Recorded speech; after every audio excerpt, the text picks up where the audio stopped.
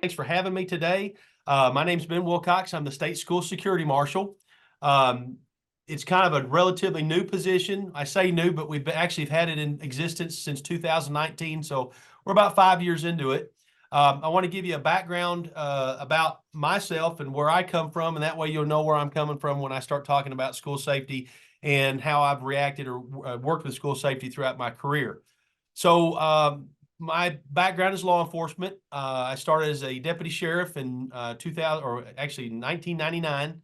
Got hired as a deputy sheriff, graduated from Eastern, got a degree in police administration. And right after I got hired, Columbine happened. And at that point, the federal government does a real good job of throwing money at things. And right after that happened, they threw a whole bunch of money and said, let's put police officers in schools. And so I got called into my sheriff's office, and my sheriff said, you're going to be a school resource officer. And I said, fantastic. What's a school resource officer?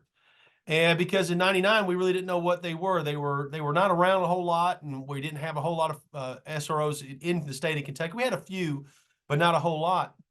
And so I was assigned to 5 schools. I had hair before I started this job, but I was assigned to 5 schools. I had I had a high school, middle school, and 3 elementary schools. After a year, I said, I need help because the SRO program took off in Montgomery County. That's where I was doing my policing. And we ended up getting another school resource officer, and he took over the elementaries, and I had the middle and high. Learned a whole lot. It was kind of like trial by fire. We went in and really were trying to figure out what a school resource officer does.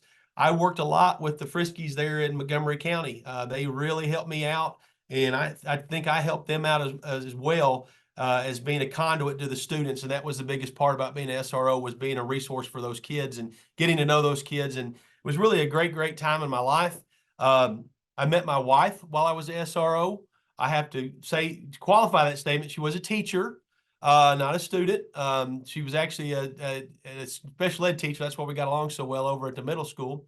But she's now a counselor, been a counselor for several years, and now runs MTS over at MTS for the district over in Madison County, where we live.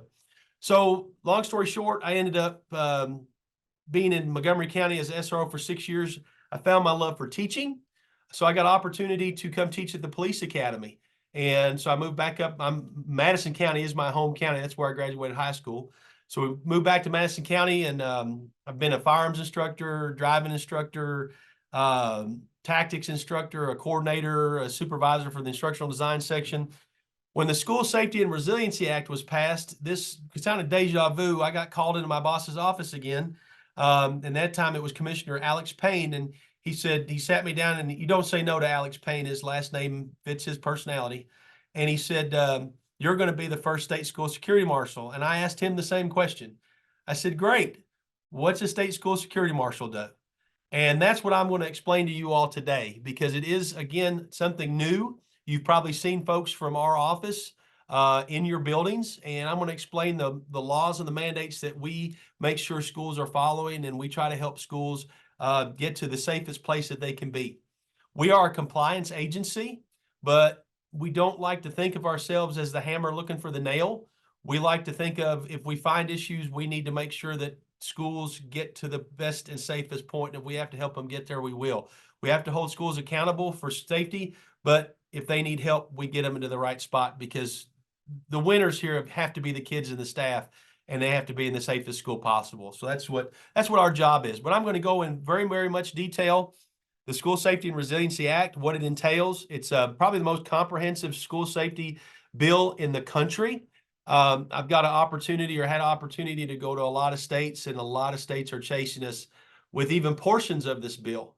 And they just think it's absolutely amazing that this comprehensive of a bill has been passed in a state, and that it's working. And I will tell you that it is working. We've seen a lot of improvements in school safety over the last 5 years, and we've got the numbers to show it. So this is how I run my presentations. I talk really fast because I have about 2 hours worth of information I need to jam into an hour, but I like to have conversation. So if you see something you want to talk about, or if you have a question, please tell me to shut up, and we'll go back to wherever I was, and we'll talk about it. but I do want to get as much information out there to you. And of course, if you're begging for more afterwards, I'll be happy to send you whatever you need. Or if you just want to speak to the compliance officer that's assigned to your school, we'll get you their name, and you can speak to them directly, and they can help you out, because we have compliance officers for every school in the state of Kentucky. So you have one assigned to you if you haven't met them yet. So with that being said, I'm going to click, Quentin, you may be here to help. I'm going to click the magic button that says share screen, and I'm going to try to make this thing work. Now, are we seeing the Office of the State School Security Marshal all in black? All right, good deal. Let's see here, make sure. Now, is it moving? All right, fantastic. Let's just go over our objectives. As I'm going to identify the roles of my office and talk about the roles of the State School Security Marshal compliance officers. So I'm going to go through these slides pretty quick. I put them all down so you can read them. It should be saying state is separated into 16 regions. Is that correct? Okay. So how we make this happen is we have 1,327 schools that we actually do compliance checks on. And that includes all locally controlled schools. We do not do compliance checks on private schools. Now, we have had private schools ask us, and we'll take them the risk assessment, let them fill out the risk assessment on their own, but they're not held accountable by the actual law of the School Safety and Resiliency Act. Obviously, those school districts want to follow those rules because that's the minimum for the state, and everybody kind of don't want to be the minimum. They want to be above that. So we've separated our state into 16 regions, and I'm going to show you a map here that'll make it look more interesting, just like that. Each one of those colored regions has a compliance officer assigned to it.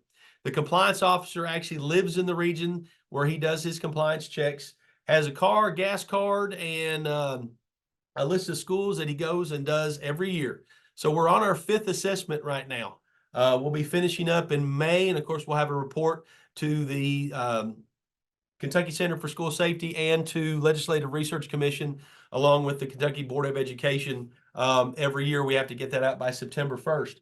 So the neat thing about this is that we're not coming from Frankfort. Everybody school-wise is like, oh, here comes someone from Frankfort. We're actually coming from your home county. You probably know the compliance officer, may be related to them, because these folks have been in law enforcement for years and years and years. I've got about 9,000 years of law enforcement if you put all these guys together. And they probably know people within your school district just because they've been around for so long.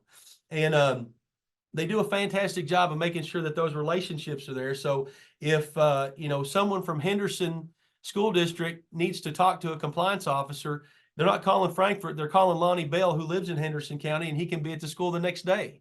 So that's what I think is so important in having those relationships is if a school has a question, I don't get phone calls anymore. They call their compliance officer, and their compliance officer can come there, be there, and work with them directly.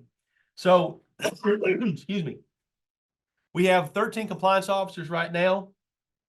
We actually have 12. We're hiring another one. We have one program coordinator and then one me. So I'm a appointed position. So it's one of those things that it was hard actually to take this job. I've always been an 18A employee, or someone that if you wanted to fire me, it was a little easier, or not as easy to do. So I made it through 2 elections, so that's actually pretty good. So we'll see where that goes. But I've been in the business about 32 years now, so we'll see where I end up. So this is what our folks do: conduct on-site reviews to ensure compliance.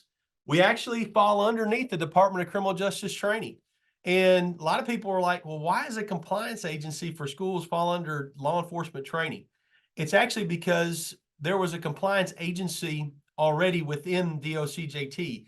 So we were able to pull that together and put it into a school-based. And we are funded by the CLEP Fund, which is a fund for law enforcement training. So our funding will always be there.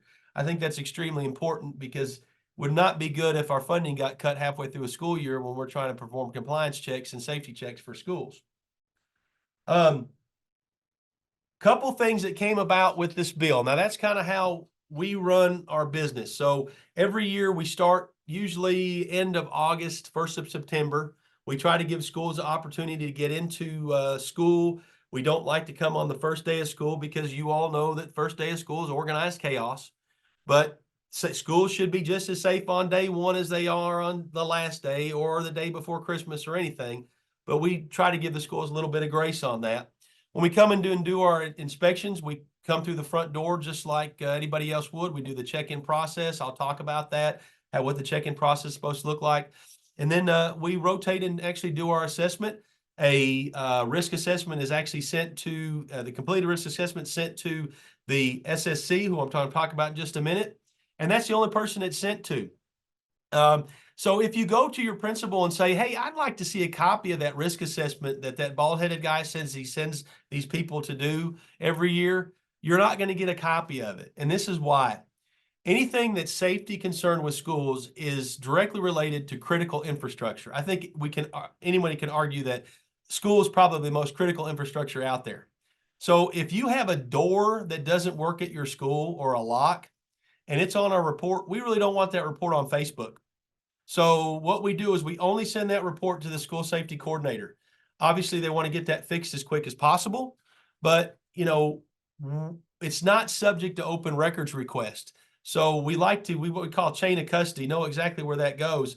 And if some parent's mad and wants a copy of the risk assessment, they're not going to get a copy of it unless they subpoena it. Now, anything's open to subpoena. You know that in your business with schools, but they're not subject to open records requests. We pride ourselves on that because we want to keep schools safe. This is not like going to a restaurant and seeing a health department sticker on it says this is a 75 or this is a 90 or whatever. No, we have to make sure that the schools are safe, and we need to make sure that we get those things fixed, and schools need time to do that. So let's talk about some things that were brought up with the passing the School Safety and Resiliency Act. So the first thing that was developed was your school safety coordinator. You all may not even know who your school safety coordinator is. It's a district level position. Most school districts will have one. Some larger districts have more than one, but by law, you have to have a school safety coordinator. They are our conduit when we come in and do risk assessments. Anything we find in a risk assessment has to go to the school safety coordinator. Some of the things that they are required to do, they have to complete SSC training within 6 months, learning how to be an SSC. That's put on by us in Kentucky Center for School Safety. They must also designate a school safety and security threat assessment team. Some of you may be on that. I don't know.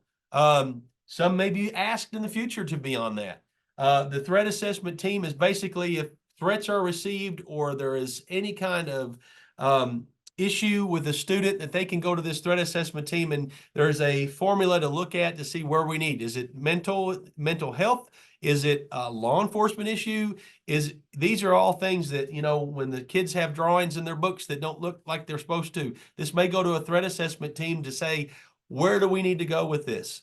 So that is something that is required by law for the state. It can include at least 2 or more staff members. Most folks have 6 or 7 staff members on it. And then it may include administrators, counselors, SROs, school-based mental health services, teachers, and any other personnel. So that's something that has to be out there. Kentucky Center for School Safety actually does the training on those threat assessment teams. Your SSC should be coming in and providing principals training on procedures of the risk assessment, and your principals should be giving you training at the first of the year on what the school safety issues are within your school and what we come and look for on the mandates. They also review all school risk assessments, and they have to make sure the superintendent knows what the assessments look like. Also, your SSC makes sure that there's an all hazards approach for emergency response drills for hostage, active shooter, building lockdown situations. They're the kind of keepers of the kingdom when it comes to all your emergency plans. Those are all things that have to be, pardon my cough, I've been fighting this off for about 2 weeks now. But all your emergency plans have to be in place, and your SSCs have to take care of that. Some of the things that we found in 5 years of doing these risk assessments when we come in and do them is a lot of times we'd walk into a principal's office and we'd say, hey, where's your emergency plan? And about 15 minutes later, they'd come back and they'd blow the dust off of it and hand it to us. And we've seen a lot of changes in that, where we've had a lot of updates in emergency plans. And I think that is in the upwards importance, because I don't know about you, but how many things change at schools every year? Either personnel,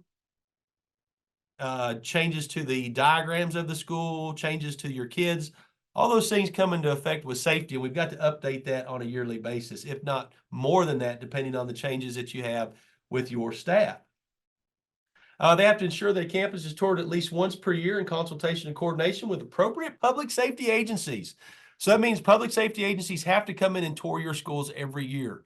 What we found is schools, when they offer a donuts or a lunch, first responders tend to show up in droves. In fact, you'll be looking for parking for the fire trucks just because they're bigger. I'm not making fun of firemen. They just got bigger trucks than they do police cars. But you have to have them come in and actually tour your facility and know the diagram of the facility. That's because in a critical incident, they're the ones coming to help you and they need to know where to go. A lot of questions come up in regards to the threat assessment teams where folks are concerned that they may do or say something that would spark controversy with a student or get parents mad or something of that nature. Well, within the law, anybody that's on the threat assessment team acting in good faith is immune from any civil or criminal liability. And that was a big deal when they put that into actual law. From a police perspective and definitely a teacher's perspective, anytime that I'm immune from any civil or criminal liability, that makes me a lot happier. All right, let's talk about school resource officers. By law, you have to have one school resource officer for every campus. Initially, it was every school. Well, the thing is this, is that we have 1,327 schools. We have 1,087 campuses. That's because you have a lot of school districts. I don't know if I have a Line or a Trigg or a Bree community on right now. You guys are basically underneath one roof. So you may have 3 schools underneath one roof. Well, by law, that would mean you need to have 3 SROs.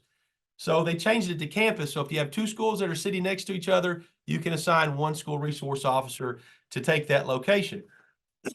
Now, when this bill was passed in 2019, there were 400 SROs. We now have over 800 SROs in the last 5 years. So that is a huge increase. It's a phenomenal increase. Are we where we need to be yet? No, but we're heading that direction, and that is phenomenal. One of the big things that I ran into when I was a SRO was I walked into the school and the principal looked at me and I looked at him and he said, "What do I do with you?" And I said, "I have no idea. We'll figure it out." And we did. But there was a fine line between law enforcement and discipline. And we came up with that together, that I was not to be used for discipline. That is a school-based issue. And law enforcement, I came in when I needed to be there. Within this law, they actually made it where there has to be a MOU, a memorandum of understanding, that an SRO is not responsible for any discipline. That is not their job. That is a school job. Law enforcement's our job. Indirect counseling is our job. Training, or not training, but education for students is our job, but not discipline. And that was I'm so glad that they put that in there, because there were times where we would have teachers say, "Well, if you guys don't calm down, I'm calling an SRO." Well, when I step into the room as a police officer, it's different than if a principal steps in there. So we needed to make sure that there was that delineation. And I think that that was very important. Some of the really neat things that came up with the training for SROs, every SRO is required to have 120-hour certification, because we are finally looked at as a specialized unit. I think an SRO is the most specialized police unit out there. I mean, think of specialized police units: detective, SWAT, motorcycle officers, all canine units, whatever. But to have an officer going in and working with kids every day is about the most specialized unit you can have. So we came up with a curriculum, and this actually was in the law, some things that we train our SROs. That's foundations of school-based law enforcement, threat assessment and response, youth drug and abuse, social media and cybersecurity, SROs as teachers and mentors, youth mental health awareness, diversity and bias awareness training, trauma-informed action, understanding student with special needs, and de-escalation strategies. That was in our first class. We got 3 classes, SRO 1, 2, and 3. So we taught SRO 1, and we said, "Okay, folks, all this was in here. What do you want more of?" And we thought it would be tactical training or active shooter response or firearms. And all the police officers looked at us and said, "We're really good at being the police. We got to learn how to be SROs."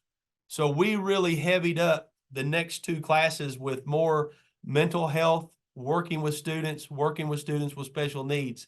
And that has really made a rounded off our SROs with what they have the knowledge of doing. And I think that for Family Resource Center folks like yourselves, you need to know that these officers are trained in these things, and you can utilize them for your advantage. I went and taught the Counselors Association. I had a presentation with them this last year because I had counselors coming to me and saying, I had no idea that an SRO was trained in these things. So we sat down and had a panel discussion of, well, how are you all utilizing your SROs? And we found a lot more things that SROs can do for kids. And so, you know, I would say reach out to your SROs if you haven't already done so and see how they can utilize you for your favor. I know how much work you all do with families and students, and these folks are a resource for you, and you're a resource for them. So I challenge you to reach out after this presentation and find out what you all can work together on, because I think it's a very, very great relationship. This kind of just goes over the status and certification of SROs. And the last is House Bill 63 was actually passed last year, 2022, and it basically was to put more SROs into schools, and we're getting there. We're still working on it. Now, some of the things that I want to talk to you about on this next slide is called access control. So the bill is set up with two different ways. Everything in the bill has to be done by the schools or law enforcement or whoever's it entails to. But there's a certain portion of the bill, 1581623D, that's access control. If a school district is non-compliant with access control, they can have their funds not approved by Kentucky Department of Education for new building or construction. So the answer to that is if the doors aren't locked like they're supposed to, KDE can stop funding the process of funding to build that new gym until we lock our doors. That's what it comes down to. So I'm going to talk about that particular section, and this is the section that most of the schools are worried about when we come to do our risk assessment. And these are actually the first 11 questions on our risk assessment. So, controlling outside access to exterior doors during the school day. What does controlling outside access mean? That means that the easiest way to control access to a door is to lock it. But they didn't put lock actually in this, because you may have some times when you need to open that exterior door. Like if you have a shop class, you got to open the exterior door so the fumes don't kill the kids that are using the varnish in the school lumber yard. So you have to control access to that, which means you have to have someone there to make sure to get that door closed in case of an emergency. We had a school a couple years ago. We walked around the back of the school, walked right into a garage door that was opened up in the shop class. Nobody was in the room. We walked in, got a cookie from the cafeteria, and then ended up in the principal's office. And that's when we get that look from the principal like, okay, what happened? So we may have the discussion of like, you can open those doors, you've just got to control access to them. So then 2 weeks later, we go around again to check that particular door to do a reassessment, and there sits the teacher in a chair and looks at us and goes, not this time, Skippy. So, you know, that's the kind of thing we run into, and that's a good thing. Controlling the main entrance of the school with electronically locking doors, camera, and intercom system. Now, this is very important. The way this reads is you have to have a electronically locking door, a camera, and intercom system, but the first word in it is controlling, which means you have to utilize those things to control the entrance to your building. So let's give you an example. If you have a camera on your front door, you have electronic locking door, and you got an intercom system, and someone is walking across the parking lot into your school, and someone hits the button for that electronically locking door. Have we utilized the system there to check that person in? We haven't. We've just unlocked the door and circumvented our camera and circumvented our intercom system. Way this reads, by law, you have to stop people at the front door and speak to them. The reason why is this. You may have seen that same person come into your school every day. We don't know what happened the night before. And the statistics say the people that you know are the ones that are going to hurt you. That's just statistics right there. So when that person walks up to the front door, looks in the camera, hits the button for the intercom, and you say, "Hi, welcome to Kirksville Elementary School. How can I help you?" And that person goes, "I want to talk to that effing principal." Would you rather have them outside the building or inside the building? I'd rather have them outside the building. They don't need to come in and you don't have to push that button to let them in. So having that intercom system is stop and forward motion to make sure that we know the intentions of the person coming into our building. That's exactly what that's for. So just having that, and we've had a lot of gatekeepers, those people at the front of the school. When we first started, man, they were like, "You guys are crazy. We can't do this for everybody." And then we got phone calls a year later saying, "Hey, we just stopped a crazy guy from coming in the building we would have let in." And instead of dealing with them in our office, we dealt with them outside, and the SRO was able to deal with them. So that's part of it. Controlling access to individual classrooms. Requiring classroom doors to be equipped with hardware that allows the door to be locked from the outside but open from the inside. And you'd be surprised how many schools that didn't have working locks on their doors when we actually started this little adventure. And so there was $18.2 million set forth in 2019 to get those things fixed. And now we're all where we're supposed to be with locks. And this, of course, is the big one, requiring classroom doors to remain closed and locked during instructional time. So while you've got instructional time going on in your classroom area, those doors have to be closed and locked.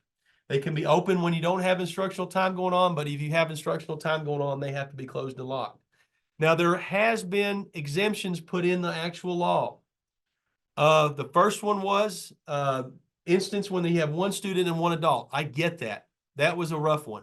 If you have a high schooler and you've got a male teacher and a female student or vice versa, I'd want that door open as well. What we asked you to do is to have the door open in a locked position. So if there was a lockdown, you could close that door quickly.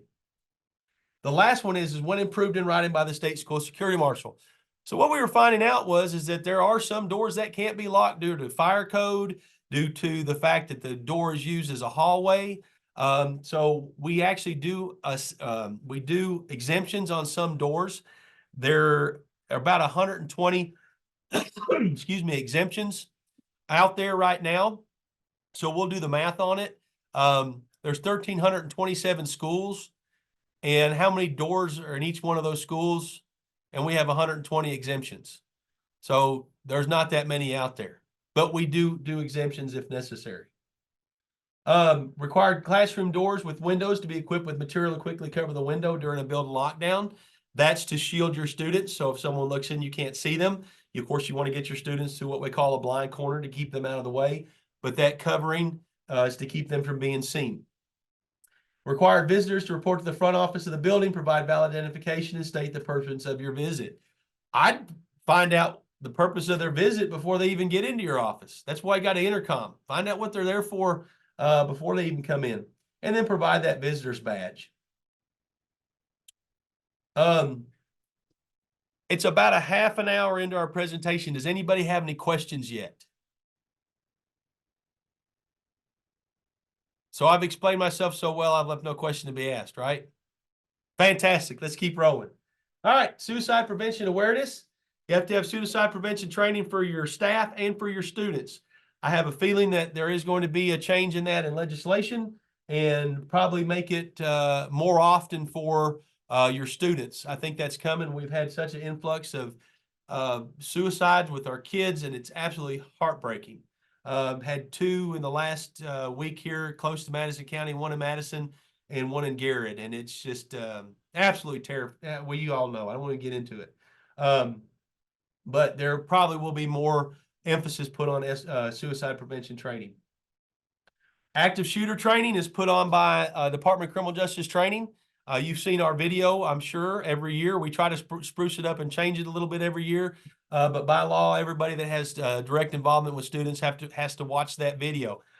Something to explain about the video. That is an hour-long video. You are not going to learn how to respond to an active shooter in 1 hour. I'm sorry, you can't do that. Maybe you can, but the video is to spark conversation among the people in your building. So if you're a cafeteria worker, you need to be talking to other cafeteria workers to say, all right, if I have 200 kids in this cafeteria and an active shooter comes in, what's the plan? What are we doing? And having that plan in place, because everybody knows that in a stressful situation, you're not going to make up anything new. you're going to fall back on what your training is, what you already planned. So that's what that video is for. So once you watch a video, just don't check the mark and say, hey, I watched it, I'm supposed to watch it. No, actually go and talk to people and find out what everybody's doing. Do I foresee suicide prevention efforts being moved to elementary younger students in the covered legislation? I do. I don't know where, and I'm not even saying that I've seen anything that says that, but I think that that's an appetite down the road because we are seeing more students of the younger age like this, and they do need that training. So yes, Michelle Hansen, I do think that is coming. All righty.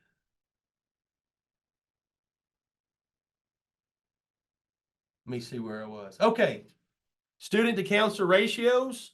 Everybody needs more counselors. Everybody needs more family resource center workers. I truly believe that. People ask me, they say, well, you're just an advocate for more SROs. Nope. It's a tool belt. You can't build a house with a screwdriver. You have to have a hammer, a nail, everything else. And your counselors, your SROs, your teachers, your family resource center personnel, every one of those things help build that house and build that kid up. So we still have one counselor for a goal of one counselor for every 250 kids with 60% or more direct services. We are at about a ratio of 1 to 300 right now in the state. When we started, we were about 1 to 400. 5 years later, we're about 1 to 300. So we're getting better. Some districts are at 1 to 250. Actually, about 60 or 70 districts are actually at 1 to 250. So the more the merrier. They're so important. I'm not saying that just because I'm married to one, but counselors and you all are extremely, extremely important. A lot of this school counselor training, trauma-informed team members, knowing how to recognize symptoms of trauma in the students, utilizing intervention strategies, all those things come in the trauma toolkit that's required by the state. And that was supposed to be out in 2020. That's when it did come out. But you do have to have a trauma-informed plan, and your counselors are assigned to do that. The thing that I highlight here on the trauma-informed plan that I think is of utmost importance is collaboration with law enforcement to create procedures for notification of student-involved trauma. Does anybody out there know what that actually is? Law enforcement notification of student-involved trauma. Anybody use Handle with Care? Please say yes. Excuse me. Yes. Great. Thank you so much. Excuse me. Handle with Care to me is a absolutely vital importance. There are states chasing just getting regional areas of Handle with Care, and we're statewide with it. It's phenomenal. I will tell you, we've had our first Handle with Care before Christmas. It's the only one we've had. It's from KSP. We do have it. It's very helpful. It's used by our district. The message isn't shared with Friskies. And I would see if I could get that changed. There is no law of where it's supposed to go to, but anybody that has direct involvement with the student, I think is very, very important. I will tell you this, and I'm a law enforcement guy. Our Achilles heel is making sure our law enforcement is doing the Handle with Care notifications. I'll show you how we're trying to work with our SROs on that. I've got a video that Quentin, I think I want to send you a link to the video because I'm running out of time. But if you could send that link out to the folks and be able to watch the video. We did a 12-minute video for our law enforcement folks, and it was for law enforcement and educators. And we showed that to every police officer in the state. We show it to them in basic training, in-service training. We show our telecommunicators in basic and in-service. So everybody sees the video at least once a year. That was a 12-minute video. They asked me what was wrong with the video. I said, well, it's 12 minutes. You know, how many people turn stuff off after about 6 minutes? So we did a 6-minute video. And it seemed to be more focused on our law enforcement because I don't have to talk family resource center folks and counselors and teachers into how important Handle with Care is. I do have to talk to police officers into it. And the problem is that they put in a notification and they don't see what happens on the back end. They don't see the importance of it the next day. They drive away from the call. So we try our best to get those videos out there, remind our officers. And if you know police officers or know your SRO, remind them of when this comes in, these things happen. I had a call from, I can't say the district's name, but I had a call from a counselor who was in tears. And she said, we got a handle with care notification on a kid we had never dealt with before. And nothing really came of it, but I just called the student in a couple days later just to check in on them. You know, not even saying that there was a handle with care notification, but they weren't on my radar. And you know what I'm saying when I say that. They weren't on my radar. Come to find out the kid was being abused. As soon as someone talked to him and showed him some love, it all came out. So from one officer making, this probably needs to go to the school, to getting a predator off the street and out of a kid's bedroom is, if we've done that once, we've done it, but we need to do it for everybody that needs it. So the video I've got, I'll send that to Quentin, and we'll get that out to you so you can utilize that with your staff. But this is just a picture of what the handle care notification looks like. That, you know, basically it's very, very quick, easy. A lot of folks will say, well, we want more information. Well, what keeps this able to do with privacy and stuff of that nature is that's what the notification actually looks like. My thing is that if you get a kid in and just show them some love, you know this, it's all going to come out. And also getting with your SRO, they may be able to give you more information as well. So what we did do is we did put these posters all over the state of Kentucky. They're in every police station, sheriff's office, everywhere. And then we also, this right here is actually a 1 inch by 1 inch sticker. We gave those to all the police officers to put in their cruisers to remind them that, hey, I need to make that handle with care notification. So got about 20 minutes left. Kind of shoot through terroristic threatening. Principal has to send out a letter every year on terroristic threatening. Statewide tip line. Tip line is phenomenal. It's run by Office of Homeland Security. If you use the statewide tip line, the stop tip line, it comes to someone in Kentucky. It doesn't go to somebody in New Jersey or no, Poughkeepsie or whatever. It's going right to Kentucky Homeland Security, and they contact us directly. They are required by law to contact not only the school but law enforcement if it's a perceived threat. So, you know, you should have gotten a whole bunch of magnets around your school to get people to remind them of the stop tip line, along with some posters.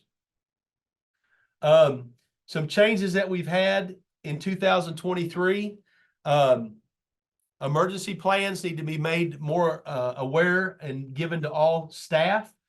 I will tell you that the emergency plans may not have some things that you don't need in there, like reunification locations and things like that, just because we try to keep those spots kind of secret until we need them. That way we're not overrun or they're not spots for criminal activity. Also, the emergency plan has to go in front of the school nurse because of the next things that are coming up, and that's the AED and event emergency plans. Because of all of the incidents with students that are having heart conditions and cardiac emergencies, they did add a lot of legislation on AEDs. This may or may not concern you guys, but basically in a nutshell, the school has to have AEDs, and then they have to make plans for those AEDs with emergency plans. That's why the school nurse is involved. I'm not going to go over every bit of that with you. Just know that people have to be trained in how to use AED, and plans need to be in place for that. And there's a whole bunch that went into that. All right. Talking about if we run into an issue where a school is non-compliant with 158.162, 3D. Basically, your staff should be either fixing their doors or your district should be coming in and fixing locks. But if it's a prop door we find or a teacher that's not closing their doors during instructional time, you know, having that conversation to make sure those are fixed before we come in for a reassessment. We come in for at least one reassessment, but that's all we're really required to do. So if a school's out of compliance at the end of May, we don't come back during the summer. We're training SROs during the summer. So it'll be about September before we'd come back for another reassessment. So that could really hold a school hostage on their funding until we get back to do that compliance check. And one thing that we have run into is that apparently my phone number is really easy to find. So we do get complaints. We get complaints from parents. We get complaints actually from a lot of school staff on things that need to be fixed within a school. And we will send our compliance officers out to do investigations on those particular items. So if there's an issue, our compliance officers can come back, even if, say, they showed up in October for a risk assessment, they may come back for an investigation in May of the next year. One other thing that I do want to show or send to you is we do have a video on school resource officers. It's a phenomenal video on what school resource officers can do for you in the state of Kentucky. Quentin, I will send that one along to you as well. I'm going to ask and see if there's any questions. If there's not, I'm going to go ahead and show this. I kind of went through the AED stuff pretty quick. I'm going to show this video on Handle with Care if I've got time. Is that okay with you, Quentin? All right. Is there any questions? Like I said, I talk really, really fast, and I don't want to leave anybody out.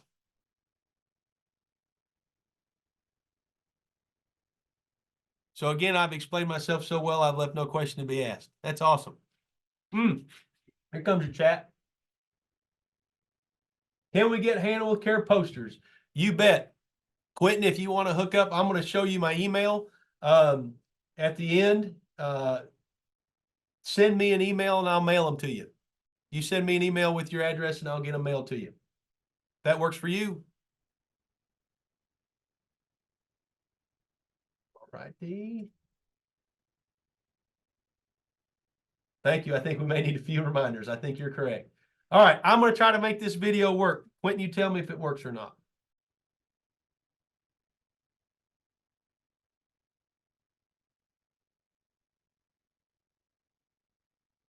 It's a Vimeo video coming up. All right. I'm going to hit play.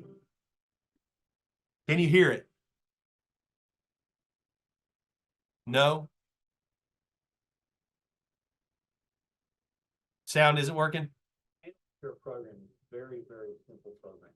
The way it's set up is if a police officer is answering a call and there's a child present, that officer feels like there's some type of traumatic incident that the child has been involved with at any level, that officer can contact the schools directly and let the schools know that that child needs to be handled with care.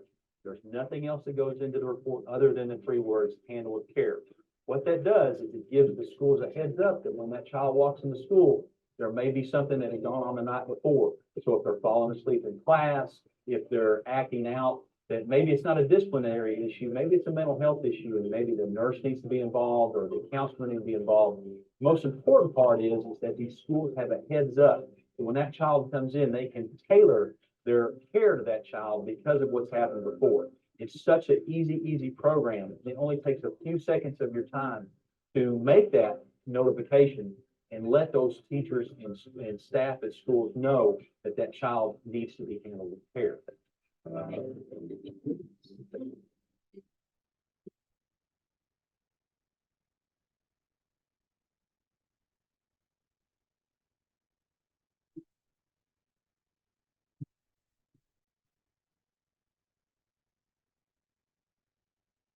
The Handle with Care notification is a quick process and as easy as clicking on the heart icon in KWAPS from the new drop-down box.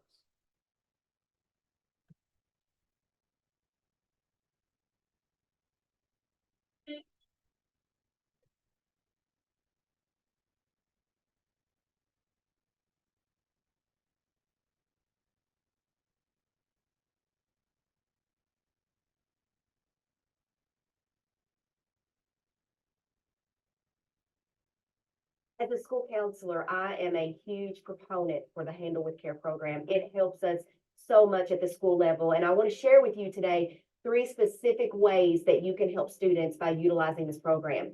When we get a Handle with Care notification, the very first thing we do as a school is we make sure that that student's needs are met. And I mean physical needs. So we start by making sure that that child has a healthy breakfast. We also look at their clothing. We make sure that it looks like their needs have been met in that area.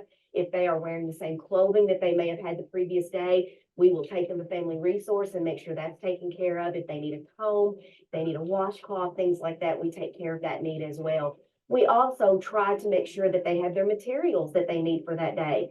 We know that if students have experienced some trauma the night before, they may not even be thinking about their backpack or their Chromebook or paper and pencils.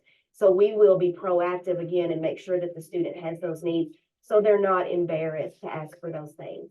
The second thing that we do when we receive a handle with care notification is that we utilize our trauma-informed practices. Now, this is something our staff is trained in every single year, but when we receive a handle with care notification, we immediately go into action. The first thing that we do is we have our staff use very calm, soothing voices. We don't want them to raise their voice to these students. They've just experienced some type of trauma, and we want the teachers to be as calm as possible.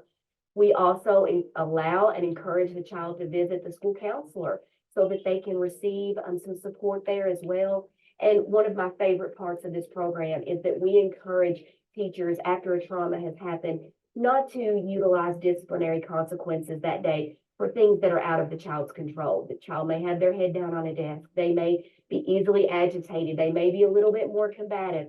We want our teachers to be as patient as possible, and the handle with care lets us know that they need to utilize those practices. We also allow that child to open the door for us to provide outside support for them. For example, if their house has burned down, we may be able to connect them to the American Red Cross. If someone has passed away in a car accident or some other way, then we can connect them to hospice. And the most common area is if a child has gone through a trauma, we are able to connect them with an outside agency so they can receive more intensive counseling and therapy. I'm so thankful for our partnership with law enforcement, and I just can't tell you enough how invaluable this information is to us. It's not just another report that you file. It really is making a very tangible difference in the life of that child and allowing us to support them. So thank you for all that you do, and I hope this partnership continues for many years to come.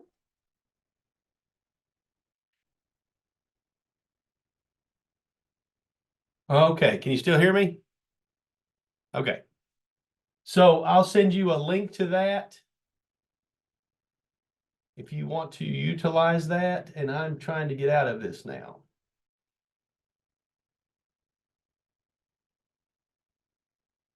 Please tell me I'm still there. Still here? Okay.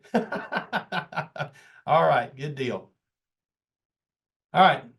So I can send you links for that. And also here is my, sorry.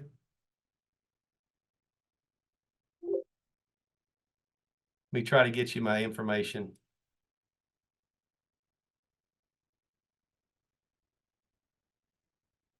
I've done this enough, you think I'd be good at it. Here we go.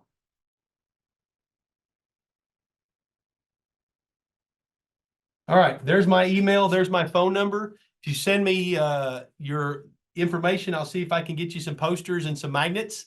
Be happy to do that. Either I'll send them to you in the mail or I'll get them to your compliance officer and have your compliance officer bring them to your school. And I did have the chat up here, and now I can't. I know there were some chat questions. Here we go. Let me go back through here. How do we get, just send me an email. Like I said, I'll be out of the office the next 2 days, but next week I can get them either to you through our compliance officers or over the mail. How do we get the Friskies added to the handle of care message? Get with your SSC and your principal, and they're the ones that are control who gets into the actual messages. So I think that that would be, and that's completely up to the school district how they want to do that. But what other questions do you have while I'm here? Okay, so I have a question. It's Ellen Shelton. I don't have a camera. Okay. Okay, so just curious, I don't mean to open up a can of worms. So, for example, like when there is a threat made at a school building, to what point, like, do administrators notify families? Notify families? Correct. That it's not really opening a can of worms. It just really depends on the threat. And that would go back to looking at the school specific emergency policy on how they do their notifications and who they notify and what the notifications are for. So I can't answer that directly other than it really depends on the threat. You know, if there's a lockdown situation, obviously you'd really want to make sure everybody was aware that you had a lockdown and why. If it was something that was an investigative purpose, they may not let a whole lot of information out. It depends on the control of law enforcement in doing the investigation. So that would definitely be a question I'd have for my SSC. Is there a specific event that you're interested in, or? Well, I'm not only do I work for the school system, but I'm a parent of Uh-huh. children, and it occurred at my child's school, and families were not notified. Yeah, So I would definitely, if you're working for the school system and a parent, and I'm a parent as well, find out what the policy is on that. Did they follow the policy? And, it's kind of one of those things of, if we weren't notified, was there a reason why? And I could tell you if it's an investigative reason or something like sure, that, absolutely. I don't know, but I would definitely revisit that because a lot of times the school doesn't know that they have it in their own policy to make those notifications. So, Um, like, is that up to like each individual school district in the state, like their board to come up with that policy? Yeah, emergency plans. We have Yeah. emergency plans. We don't actually give out emergency plans. We just make sure you have them. The Right, Kentucky Center for School Safety right. is the kind of the go-to to find sample emergency operations plans. And it's up to the board to adopt those emergency plans and put them into place. So most of them are going to be kind of the same, but policies may be a little bit different. Gotcha. Okay, thank you. You are very welcome.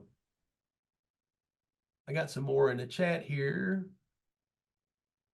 Had a knife brought to class in preschool last year. None of our staff and plans were notified. I didn't find out until the teacher came to me this year to ask what the policy was. Yeah, I definitely would find out what the policy is because it potentially we're not following it. And that can do to a lot of different things. When you have changeover, I'll give you an example. Everybody wanted to get the bulletproof film put on their glass at schools after the shooting in Nashville, and school districts were calling to get, these companies to come in, and they were finding that schools already had the film. The problem is that a principal had extra money and put the film on 6 years ago, and that person has already been to the district office and retired out. So when new people rotate in, you've got to look at those policies and procedures to make sure you're actually following them. Please provide your email in the exit survey to be sent to handle with care posters and information. My email should be up on the screen. Is it working okay? Okay. And I'm going to quit, and I'm going to send my email along with those 2 video links as well if folks want to utilize those. All right. It is 1:26. Anybody else got any more questions?